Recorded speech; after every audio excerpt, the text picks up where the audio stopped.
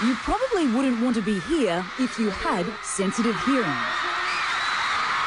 But for the hundreds of girls behind those lung-defying screams, they wouldn't be anywhere else, as their idols, South Korean boy band Super Junior, take to the stage in Seoul.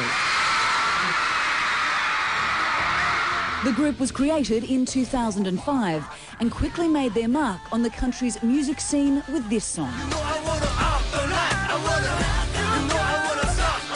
Soon reaching audiences beyond South Korea and released versions of their songs not only in Korean, but also in Japanese and Mandarin. And there's more to these guys than their numerous hit songs, sold-out concerts and frequently copied dance routines.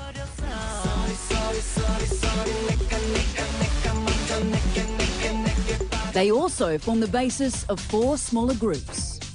But as a whole, they're one of the country's biggest musical acts, and last month were deemed national pop culture icons by the South Korean government.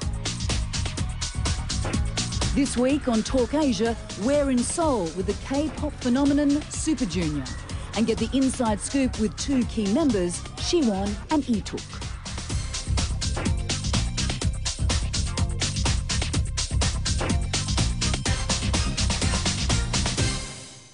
Lee-tuk and Siwon from Super Junior, welcome to Talk Asia. Okay, nice to meet you guys. Lovely to have you here. Now, the group has just celebrated 5 years together, and for people not familiar with Super Junior, you are one of the biggest boy bands in South Korea, if not all of Asia. How did you come about? How did you form? Some of us auditioned, and some of us were cast by our management company, SM Entertainment. There are a lot of boy bands in Korea, and they all sing and dance, but we wanted to challenge things and be more innovative.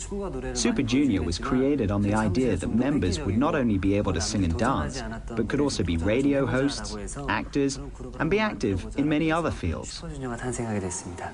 Well, it certainly is an innovative band. There are a total of 13 members, and you all rotate, so you can go off and act, model, present, or even do your 2 years compulsory military service. I mean, this is a really novel and clever idea because it means that Super Junior is always performing. Tell me how this works. We work in groups, in the band as a whole, and also work on our own. Because the public always wants something new and fresh, we use the fact that we have a lot of members to give them a fresh taste by rotating in and out and working in different groups. By doing so, we hope the group will be able to last longer. Also, it's very important that as public figures, we get as much exposure as possible through the media, which we are able to do through various groups. I believe this will give Super Junior a longer lifespan. Well, from the original lineup, you've also created 4 subgroups which cover different musical genres. Explain to us how that exactly works. You said there are 4 subgroups at the moment, but this is not something that is completely fixed.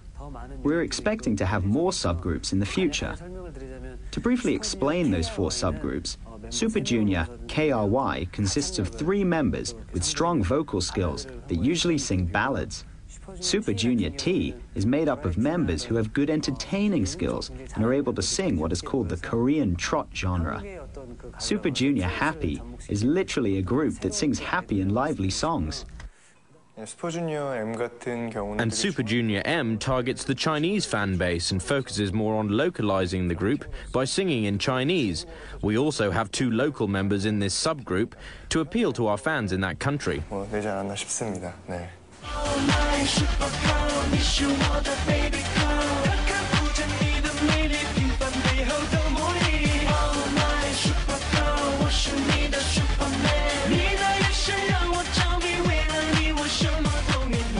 When you formed that subgroup in China, there was a bit of a backlash from your fans. Why was that? Korean fans used to have a very strong sentiment about keeping, for example, a band of 5 members as it is, without making changes. But Super Junior was attempting to do something that had never been done before in Korea and didn't take the full group to China. So we broke off into a subgroup. I think the backlash was their way of expressing their disappointment at the fact that all of us were not in that subgroup. And also, because we added 2 local members in China, I think the fans were sort of upset with that. But now, our fans welcome the idea. 지금 같은 경우는 오히려 팬들이 더 반기고 있고요. You are part of this K-pop, Korean pop phenomenon, which for many in the West, we don't know that much about. And it's spread across Asia, but do you think it will eventually spread across the world? 흘러가고 있다고 좀 감히 좀 말씀드리고 싶어요. I think that it's fair to say that it is starting to spread across the world, thanks to the internet. People not only in Asia, but in Europe, the US, and all across the world are watching us through outlets like YouTube. They have shown a lot of interest in Korean culture, the Korean wave, and also our music.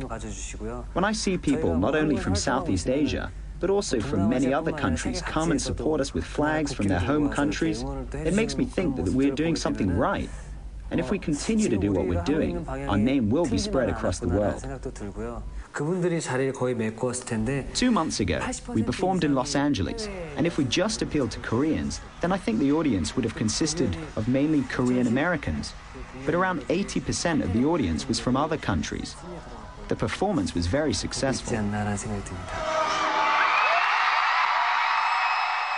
How was it received in the US, and how important is it cracking the US market? Cracking the US market is everyone's dream. In terms of sports, it's like the English Premier League and the Major League in the United States. The Billboard charts in the US have led the culture across the world, which is why entering the US market itself is a great honor to us. The fact that we performed in America and were well received by the public shows that there is hope and the possibility for us to grow, which makes us very happy. You should also add that we want to break into the Australian market. Very good. You will be warmly received in Australia, I can assure you. Hello everyone, this is Super Junior! Coming up, Super Junior invites Talk Asia for a special backstage look at their concert in Bangkok. Talk Asia in a